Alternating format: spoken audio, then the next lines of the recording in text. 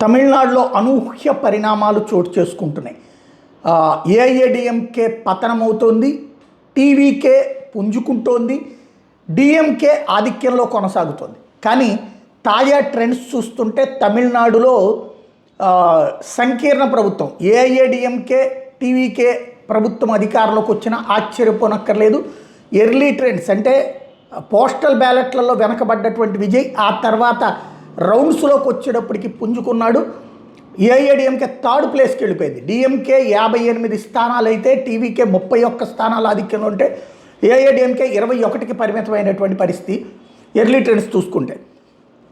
ఇదే సందర్భంలో విజయ్కి సంబంధించినటువంటి కాన్సెప్ట్ తిరుచి ఈస్ట్లో విజయ్ ముందంజలో ఉన్నాడు. మొదట వెనకబడినటువంటి స్టేజ్ నుంచి మళ్ళీ పెరంబూరులో కూడా రెండిట్లో కూడా ముందంజలోకి వచ్చాడు విజయ్.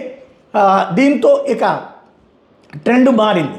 ఓవరాల్గా వీళ్ళిద్దరిది కలిపితే ఏమన్నా ప్రభుత్వం ఏర్పాటు అవుతుందని చూడాలి. టీవీకే ఏఐఏడిఎంకే కలిపితే. ప్రస్తుతానికైతే డిఎంకే స్పష్టమైన ఆధిక్యాన్ని ప్రదర్శిస్తోంది.